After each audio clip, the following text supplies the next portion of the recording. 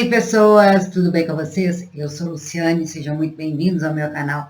Aqui todos os dias a gente faz um estudo mais aprofundado sobre as realidades do mundo espiritual, sobre a vida após a morte, mas principalmente para colocar em prática, para que a gente possa ter uma evolução moral, para que a gente faça uma reforma íntima. Cada um no seu ritmo, cada um com o que dá conta, com o que precisa fazer. Estamos no meio de uma transição planetária, somente 8% da população no mundo sabe que a gente está no meio de uma transição planetária.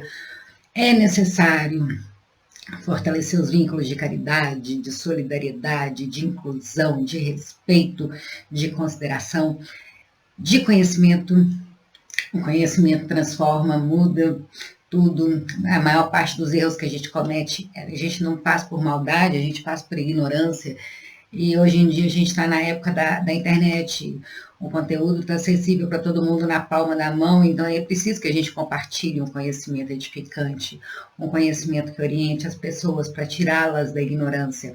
E eu venho aqui, a minha ideia é eu sair da ignorância, o meu compromisso, eu vim aqui como aprendiz, o meu compromisso é eu estudar todos os dias, e para que eu tenha essa disciplina, eu me comprometi a gravar para vocês todos os dias, mas sempre como aprendendo. Eu quero sair da minha ignorância, eu quero colocar o Evangelho como o meio-fio, como o limite da estrada que eu vou seguir nessa vida, porque quando a gente segue o Evangelho, apesar de exigir mais da gente, é um caminho que traz menos dor, menos sofrimento. Toda dor, todo sofrimento que a gente passa nessa vida é um alerta que a gente está seguindo o caminho errado, que a gente está seguindo o caminho contra as leis divinas, contrário ao bem e à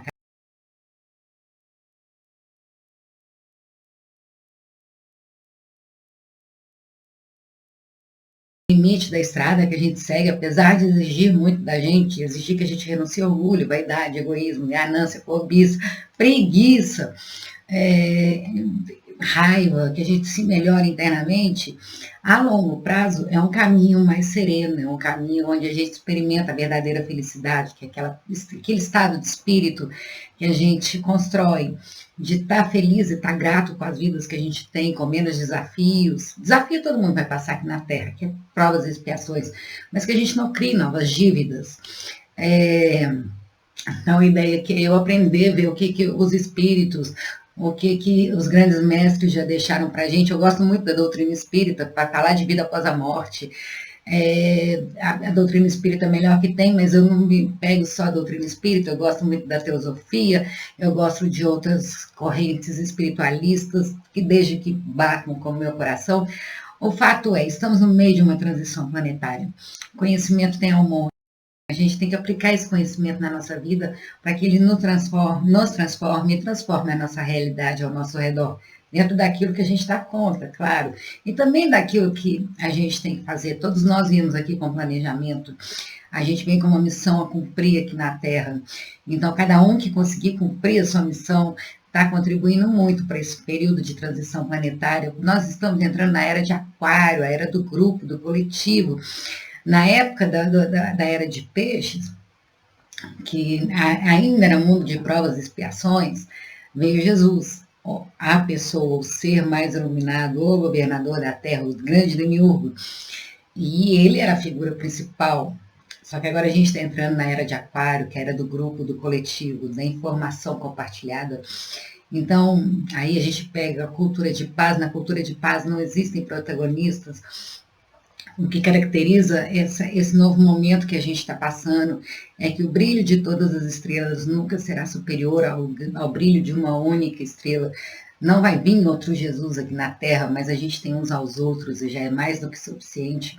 Mas que a gente, apesar de todos os nossos defeitos que a gente tem, a gente saiba colocar nossa luz a serviço do próximo, a serviço de Deus, para fazer do mundo um lugar melhor. Mas para isso é preciso que a gente se transforme primeiro. Primeiro é necessário que a gente se comprometa com a evolução. E evoluir, adquirir conhecimento e colocá-lo em prática, é experiência. Não existe evolução sem experiência. E a gente precisa colocar esse conhecimento em prática. Então, é preciso que a gente se comprometa conosco, com o nosso planejamento reencarnatório, com a nossa missão de vida. E às vezes a gente não, a gente não sabe o nosso planejamento reencarnatório, mas a gente está inserido no contexto que a gente precisa estar, a gente está envolvido com as pessoas que a gente deveria estar envolvidos, com os grupos.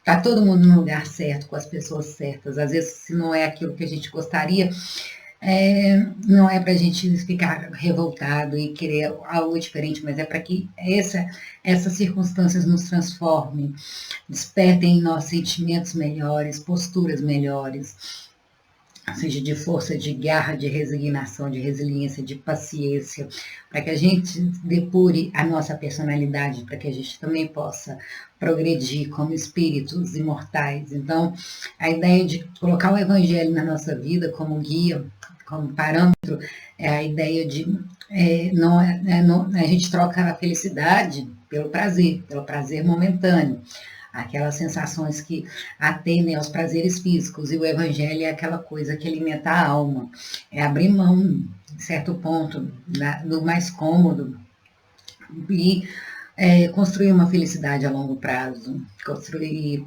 relacionamentos melhores, ter uma saúde melhor, e ter uma vida financeira melhor também, porque estamos na matéria, precisamos da matéria, e a matéria é muito bonita.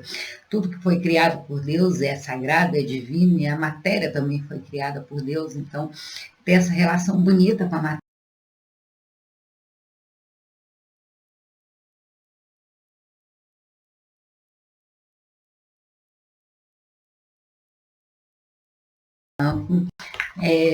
Pelo espírito da Joana de Ângeles.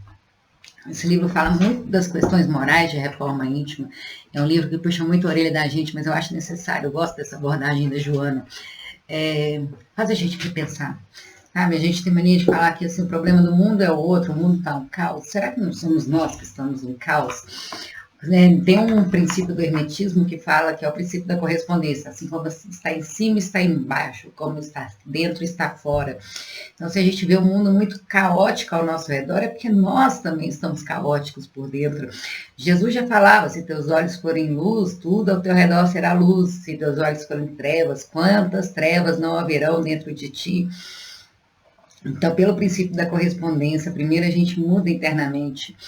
As pessoas acham que o oposto da razão é a emoção. Não, o oposto da razão é o instinto. É o fazer sem pensar, é o fazer pelo impulso. A emoção, ela é um filtro que a gente tem de tudo que a gente experimenta, seja no lado racional, seja no lado do instinto. A gente vai enxergar o mundo conforme as lentes das nossas emoções, das experiências que a gente já viveu. Então, se a gente transformar as nossas emoções, a gente vai transformar a maneira como a gente vê o mundo, e se a gente transforma a maneira como a gente vê o mundo, a gente transforma a maneira como a gente reage ao mundo, e como a gente pode impactar o mundo.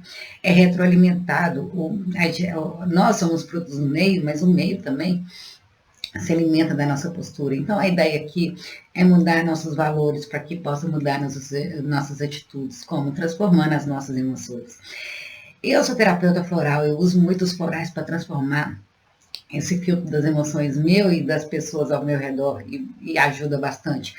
Mas não é necessário, tem muito conhecimento que a gente precisa colocar em prática, porque as coisas só vão fazer parte da nossa realidade a partir do momento que a gente conhece. E esse conhecimento deixado pelos sábios, pelos espíritos, pelos mestres, eles só vão fazer parte da nossa vida a partir do momento que a gente toma conhecimento que eles existem.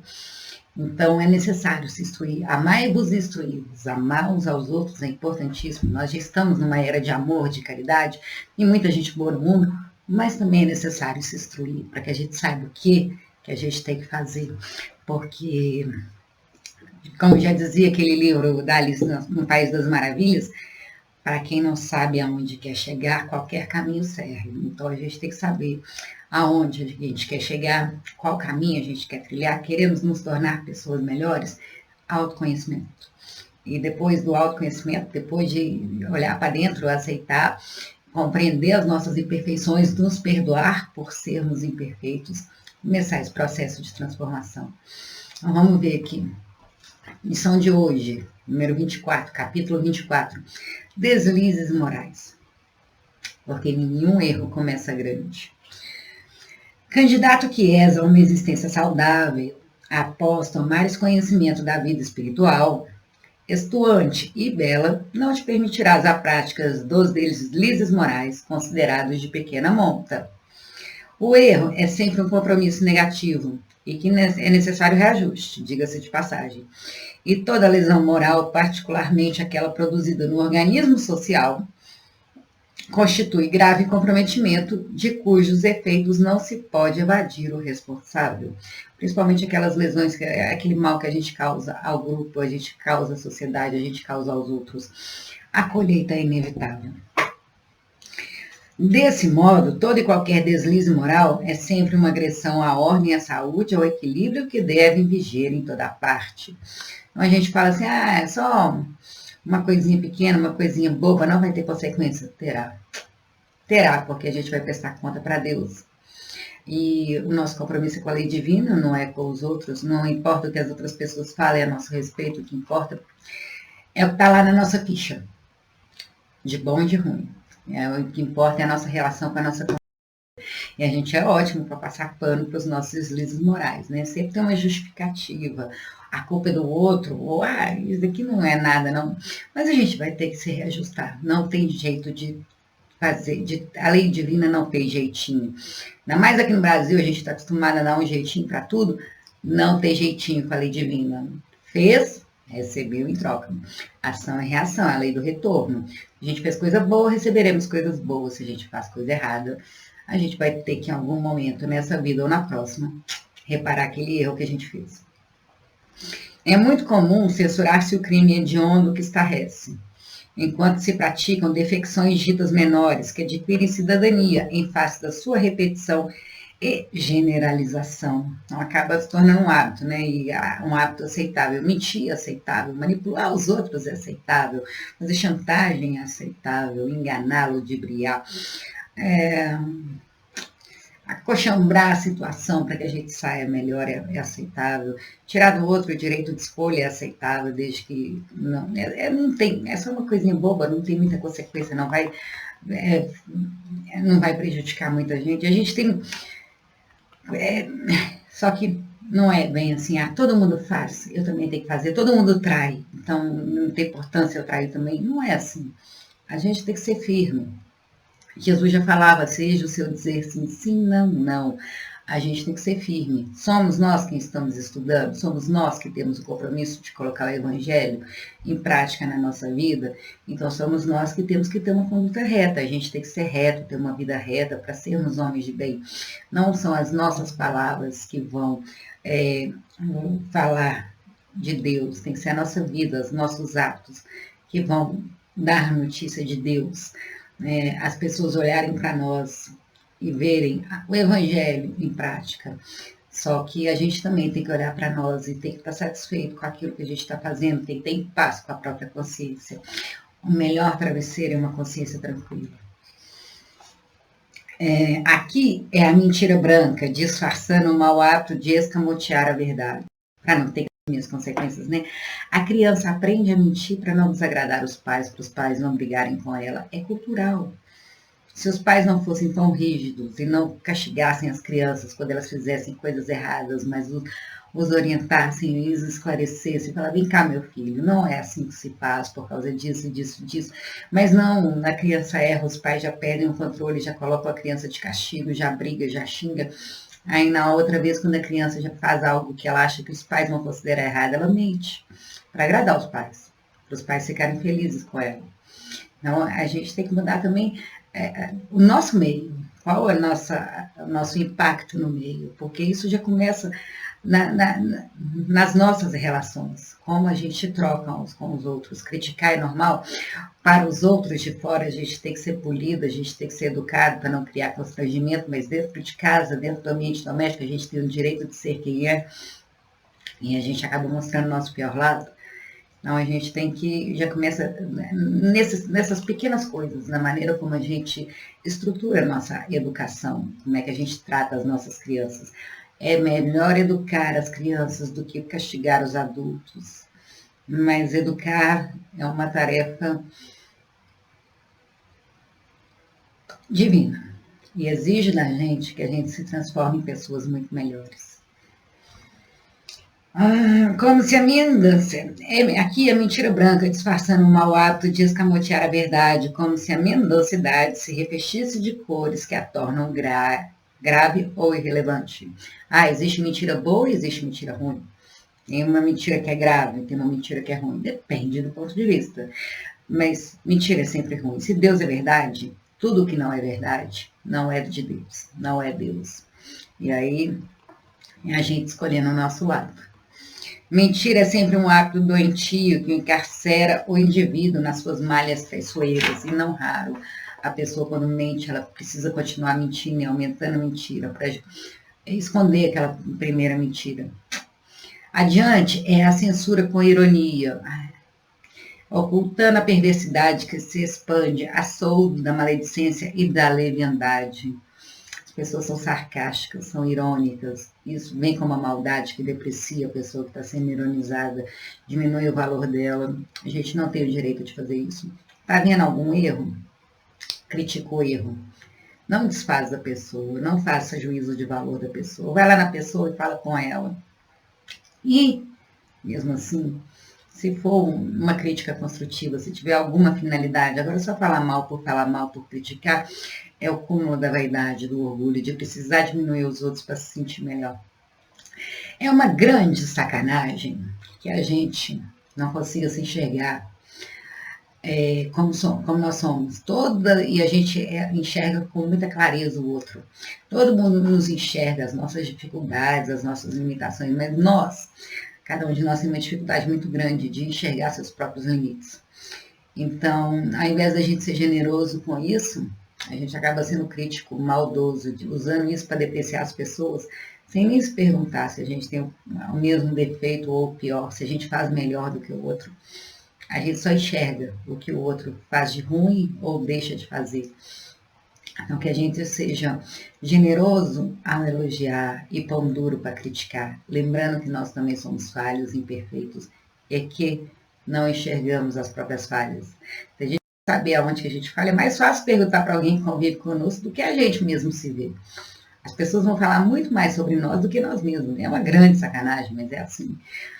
Tem uma parábola, acho muito bonita, chamada a parábola das colheres compridas. Um senhor tinha acabado de desencarnar e ele foi direto para o inferno. Aí ele chegou lá e ele viu um caldeirão grandão, cheio de comida, aquela comida cheirosa, suculenta, uma sopa borbulhando e todo mundo ao redor daquela panela. Mas todas as pessoas tinham uma colher com cabo imenso, com mais de 1 metro. Então elas colocavam a colher dentro do caldeirão para tomar sopa, só que elas não conseguiam levar a colher à boca. O cabo era muito grande, então as pessoas passavam fome. Aí esse senhor que tinha desencarnado virou para o anjo e falou, me mostra como é que é o céu agora. O anjo levou essa pessoa para o céu, chegou lá, era o mesmo ambiente, era o mesmo caldeirão, com a mesma sopa cheirosa e suculenta, borbulhando, as mesmas colheres de cabo comprido. Só que a diferença lá do céu é que, como a colher era muito comprida, as pessoas pegavam a sopa na concha e colocavam na boca das pessoas ao redor. E as pessoas ao redor colocavam a colher cheia de sopa na boca delas. E assim ninguém passava fome. E assim deveria ser assim com a gente também. As pessoas que estão ao nosso redor, que conseguem nos enxergar com mais clareza, deveriam vir e falar conosco, com caridade, com amor, com generosidade e compaixão, os nossos defeitos, caso tenha alguma finalidade. E a gente falar isso com as pessoas com o intuito de um ajudar o outro a melhorar. Mas o que a gente faz é cada um enxerga o defeito do outro e fica rindo, censurando com ironia, se achando melhor do que o outro, só porque o outro erra daquele jeito e nós não. Pura vaidade, né? O comportamento mórbido de a tudo comentar negativamente tem sido responsável pela destruição de grandiosos empreendimentos do gênero humano. São assassinos de sonho, a pessoa já chega falando alguma coisa, isso não vai dar certo, isso é ruim, isso é aquilo. Tudo vê o lado ruim.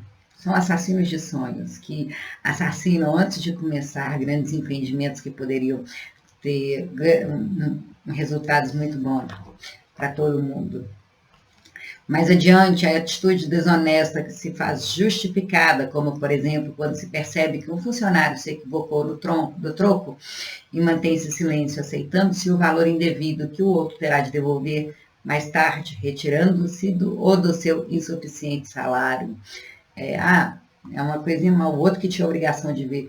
Aqui não fala, mas eu acho a traição, seja traição conjugal, traição de amigos, algo também, assim, as pessoas falam, todo mundo trai, é normal. Não é normal a gente ferir as outras pessoas, não é normal. Esse sentimento de ser traído é muito ruim.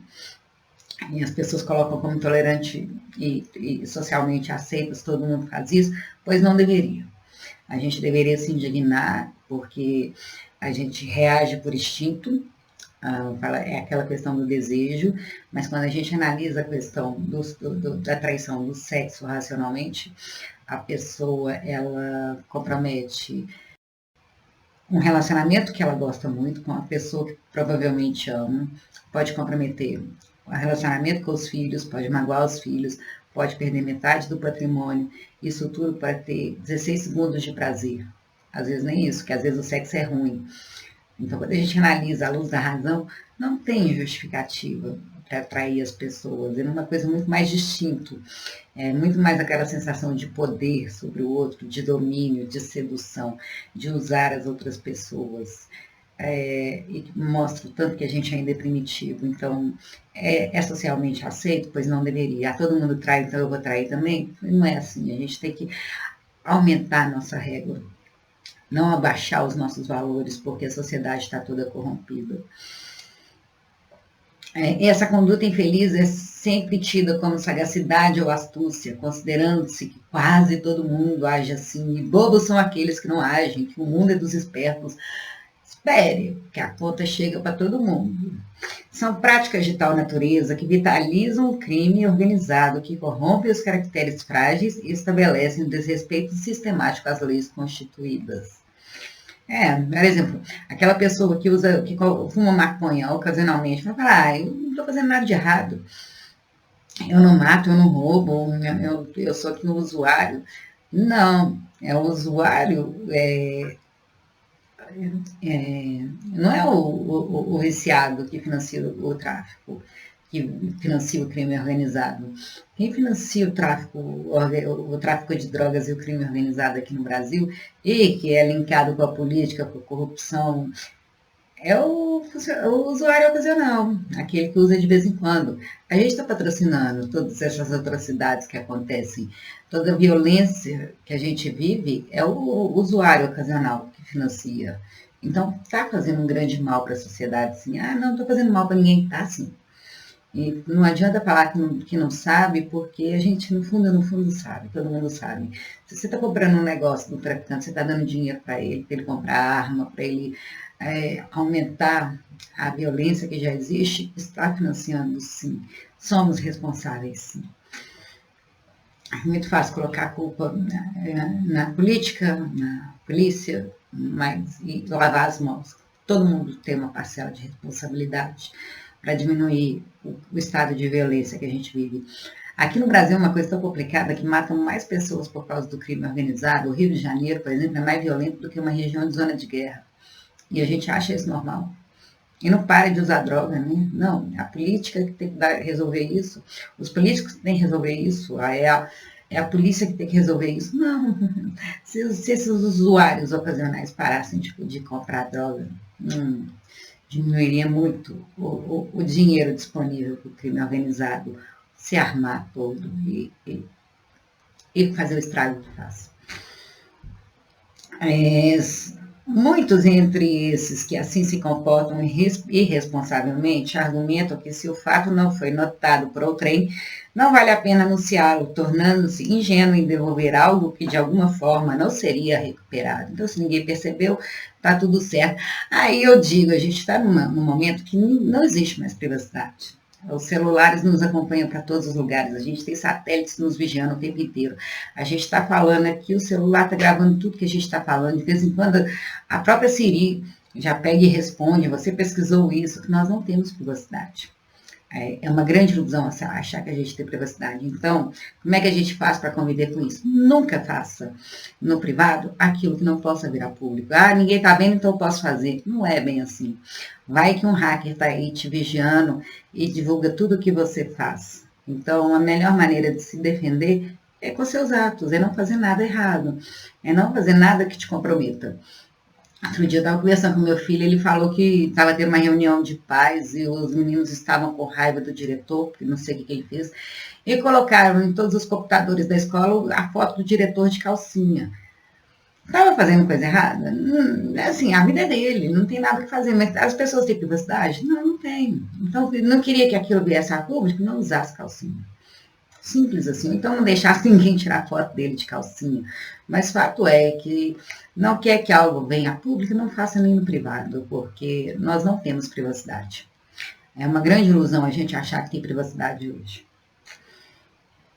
Alguém se esqueceu de um objeto de valor ou dinheiro ou documento e encontrado torna-se-lhe propriedade indevida, aproveitando-se do prejuízo alheio para beneficiar-se em declarada conduta de rapina. Ah, achado não é roubado, mas se a gente sabe quem é o dono, é de bom tom devolver ao dono. É honestidade. Não, aí as pessoas falam assim, ah, mais ou menos, eu sou honesto, mas de vez em quando eu faço alguma coisa assim, não foi desonestidade não devolver. Deixa eu botar uma coisa para vocês. Ou a pessoa é honesta ou ela é desonesta. Meio honesto, desonesto é.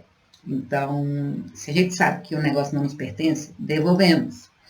Se o militar ou não deixou de cumprir com seu dever em face do suborno que lhe foi propiciado, ele é igualmente cooperador dos monumentais desvios de verdadeiras fortunas que são transferidas para os paraísos fiscais, ou se aceita altos estipêndios para conivir com a corrupção internacional, torna-se fomentador da miséria de milhões. O dinheiro que é desviado da corrupção era o dinheiro que era para pagar educação pública para as pessoas que moram na favela, é dinheiro que é para pagar remédio para as pessoas de baixa renda, saúde, é dinheiro que investe em saneamento, é dinheiro que traz mais qualidade de vida para as pessoas.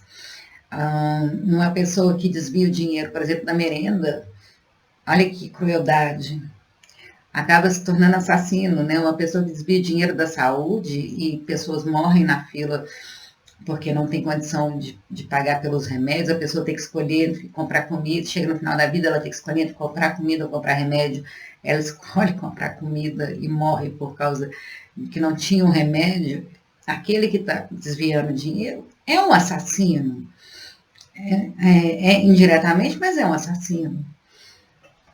A corrupção é o pior entrave para o desenvolvimento no mundo inteiro. A ONU tem um programa de combate à corrupção e infelizmente, em todos, a maioria dos países tem corrupção.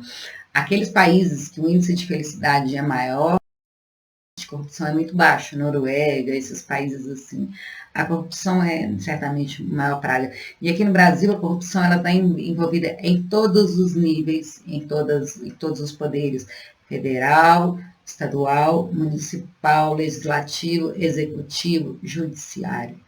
E a gente acaba se acostumando com isso, mas não deveria. Aquele que não é digno de conduzir-se corretamente nas aparentemente insignificantes situações, jamais se comportará com nobreza diante de situações de alta magnitude. Uma pessoa que se corrompe com coisas pequenas, com certeza vai se corromper por coisas grandes também. Só vai mudar a oportunidade. Os pequenos deslizes morais tornam o indivíduo indigno de si mesmo, sem o autorrespeito, que lhe é um censor austero, franqueando-lhe as portas para o acesso a comportamentos cruéis contra o indivíduo, o patrimônio e a sociedade. Quem se permite a conivência de qualquer tipo com o erro, aprende a viver com a deslealdade em suas atitudes. Nenhum erro começa pequeno. A diferença de uma pessoa que aceita errar pequeno e aceita errar grande é só a oportunidade. E a nossa cultura é muito corrompida, a corrupção começa dentro de casa. O que muda é a oportunidade da pessoa se corromper. Felizmente, há um expressivo número de cidadãos de ambos os sexos que se comportam com a dignidade devida. Tem muita gente honesta no mundo, graças a Deus. Não raro, pessoas humildes e portadoras de carência econômica encontram objetos e valores perdidos de imediato procurando entregá-los aos seus legítimos donos ou às entidades encarregadas de fazê-lo. Por sua vez, aqueles que os recuperam não poucas vezes fazem-se mesquinhos e ingratos, não retribuindo devidamente o gesto de grandeza moral de quem o beneficia. Certamente, ao agir-se com correção, não se deve esperar qualquer tipo de recompensa. Não é um favor que a gente está fazendo para o outro, é uma obrigação. Sucede, porém, que determinadas atitudes de arrogância ou de indiferença conspiram contra a nobreza moral, estimulando as atitudes más. Aí a pessoa vai lá e não é ingrata ou alguma coisa, e a pessoa fala, tá vendo? Não devia ter feito isso. Só que a gente sempre fazendo algo esperando que o outro reconheça. A gente tem que fazer por nós. O outro é o outro. A gente tem que fazer para ter paz conosco, não para ser reconhecido pelas pessoas. Se buscas alcançar a paz, sê comedido nas ambições, de modo que não te permitas defecções morais de qualquer tipo. Mantém-te na trilha da retidão, não aceitando as conveniências do mercado dos engodos humanos, que denigrem as conquistas da inteligência em face do atraso das realizações íntimas de natureza moral. A gente está aqui para evoluir moralmente. É necessário a gente ter essa vigilância com os nossos atos. Já imaginou se o nosso pensamento tivesse cheiro? Qual cheiro seria dos nossos pensamentos? Seria perfume ou seria esgoto? As fraudes campeiam sob o comando átrio do egoísmo, que elege tudo para si, em detrimento do mínimo para os outros. Para mim, tudo. Para o outro, só aquilo que eu acho que eu devo dar. Nunca penso no outro, né?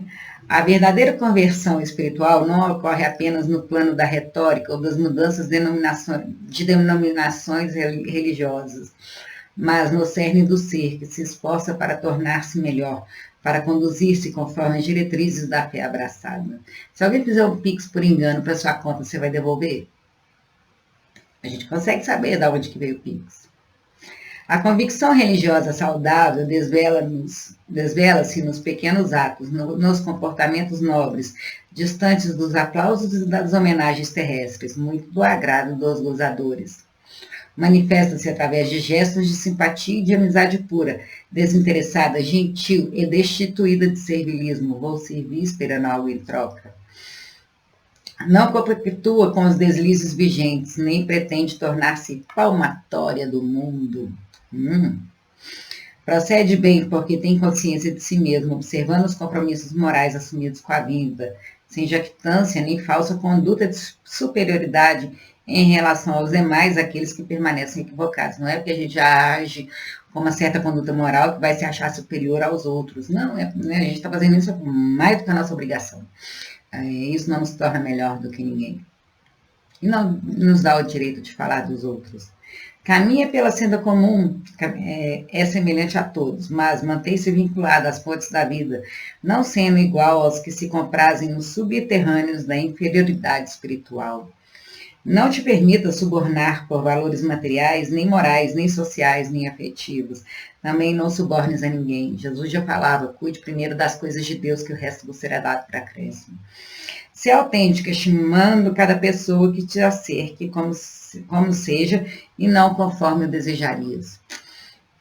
Jesus conviveu com os diferentes membros da sociedade de sua época, mantendo-se o mesmo. Não é porque uma pessoa tinha mais coisa que ele tratava ela diferente. Tratava todos como iguais. Não negociou com os poderosos de breve tempo, nem negociou seus compromissos iluminativos a preço algum. Participou das ocorrências do dia a dia com os miseráveis do corpo e da alma, buscando sempre erguê-los. Dispensou a mesma atenção a todos e, por isso, permanece irretocável a sua conduta exemplar. Se pretendes esculpi-lo no imo, tem cuidado com as armadilhas do erro, das mentiras, das defecções morais, porquanto avanças, queira ou não, para o país da consciência de si mesmo, e será com elas que viverás. Aí tem lá no livro dos Espíritos, a gente já nasce aqui, onde está gravado as leis divinas, aí os Espíritos são muito objetivos na consciência. Até uma criança de 2 anos sabe o que é certo e o que é errado. É a questão que a gente fica arranjando desculpas para não fazer o certo e o que é errado.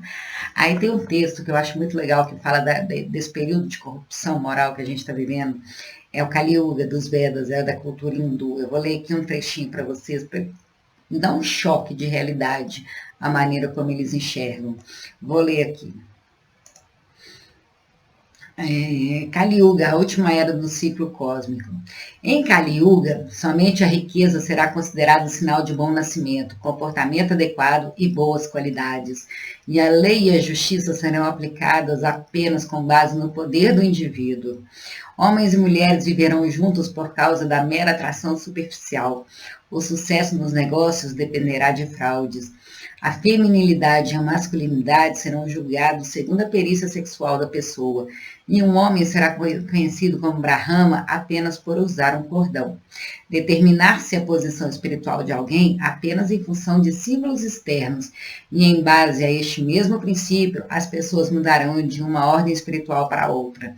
A dignidade do homem será seriamente questionada se ele não tiver um bom salário, e considerar-se-á um estudioso erudito que for muito perito em malabarismo verbal. Alguém será julgado profano se não tiver dinheiro, e a hipocrisia será aceita como virtude. O casamento será feito apenas por acordo verbal, e a pessoa pensará que estará apta a aparecer em público apenas porque tomou banho. A pessoa está imunda por dentro, tem a alma toda corrompida, aquele negócio. Se nosso pensamento tivesse cheiro, qual seria o cheiro do nosso pensamento?